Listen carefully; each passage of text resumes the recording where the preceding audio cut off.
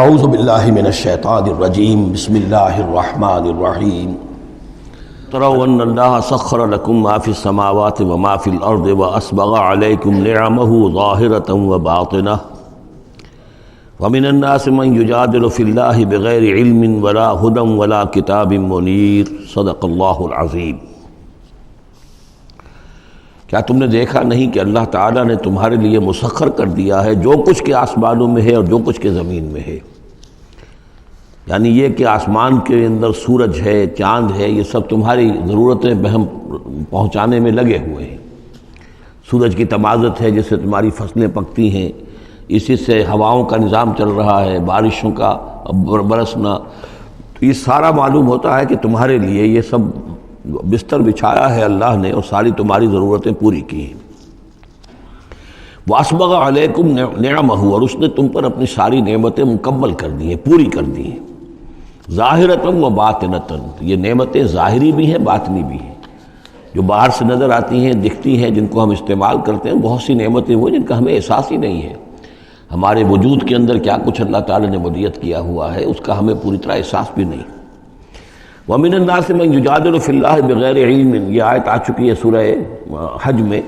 لوگوں میں سے کچھ ایسے بھی ہیں جو جھگڑتے ہیں اللہ کے معاملے میں یا اللہ کے بارے میں یا اللہ کے احکام کے بارے میں، اللہ کی آیات کے بارے میں، بغیر اس کے کہ بغیر علم کہ ان کے پاس کوئی علم ہو، ولا ہدن، نہ کوئی رہنمائی اور ہدایت ہے، ولا کتاب منیر، نہ کوئی روشن کتاب ہے۔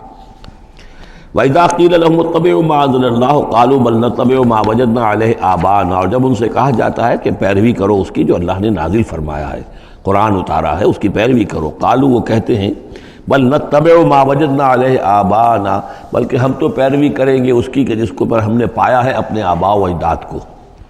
اور آج کل خاص طور پر یہ لوک ورثہ اور ہماری پرانی روایات، قومی روایات اور ہماری جو ہیں ہر علاقے کا ایک کلچر ہے، اس کلچر کو زندہ کیا جائے، کروڑ روپیہ ان چیزوں میں صرف کیا جاتا ہے۔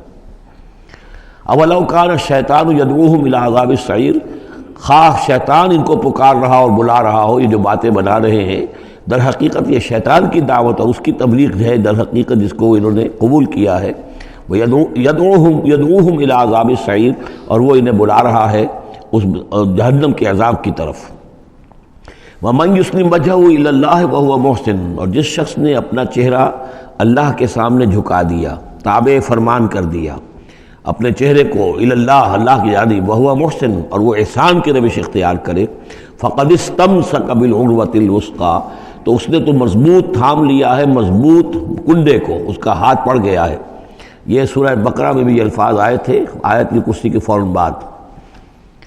فَمَن يَكْفُرْ بِالطَّاغُوتِ وَيُؤْمِن بِاللَّهِ فَقَدِ اسْتَمْسَكَ بِالْعُرْوَةِ الْوُثْقَىٰ وَإِلَى اللَّهِ عَاقِبَةُ الْأُمُورِ، اور تمام معاملات کا انجام آخر کار اللہ ہی کے ہاتھ میں ہے، اللہ ہی تک اس کو لوٹا دیا جائے گا۔ وَمَن كَفَرَ فَلَا يَحْزُنكَ كُفْرُهُ، اور اے نبی جو کفر کر رہا ہے تو آپ اس کے کفر اور کفر کے لیے جو وہ بھاگ دوڑ کر رہا ہے اس سے آپ پریشان نہ ہو، دلگیر نہ ہو۔ الینا مرجعہم، میری طرف ان سب کو لوٹنا ہے، فننبئہم بما عملوا، ہم انہیں اچھی طرح بتا دیں گے، جتلا دیں گے جو کچھ کہ انہوں نے کیا تھا۔ ان اللہ علیم بذات الصدور، یقیناً اللہ تعالیٰ تو جو کچھ سینوں میں چھپا ہوا ہے اس سے بھی واقف ہے۔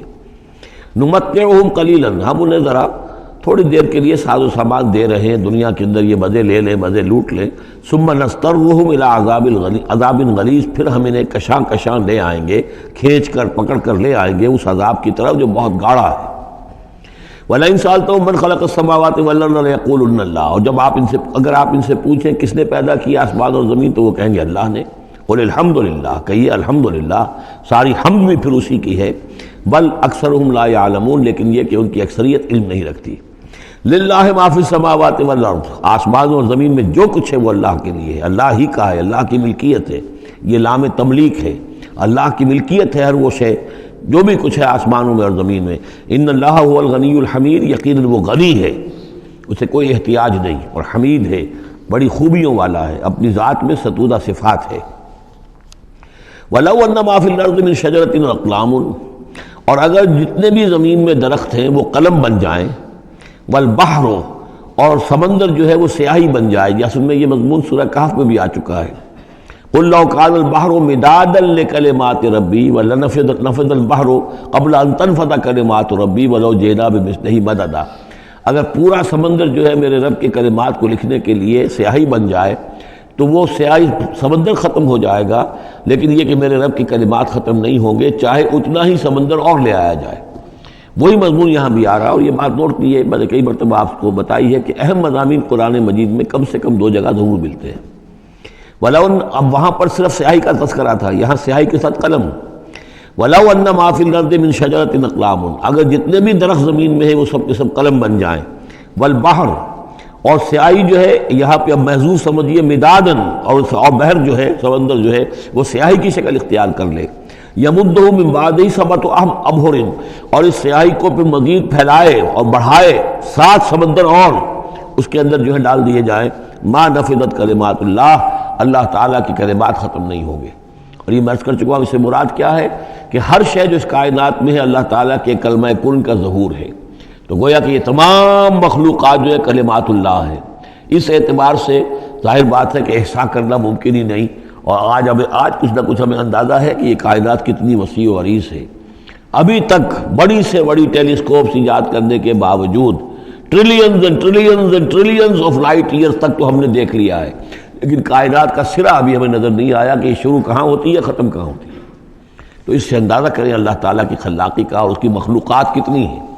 تو وہ جتنے بھی کلمات کن ہیں اگر ان کو لکھنے کے لیے تمام جو ہے زمین کے درخت وہ قلم بن جائیں اور تمام سمندر جو ہیں وہ سیاہی بن جائیں اور 7 سمندر اور بھی اس میں ایڈ کر دیے جائیں، تب بھی یہ کہ اللہ کے کلمات ختم نہیں ہوں گے۔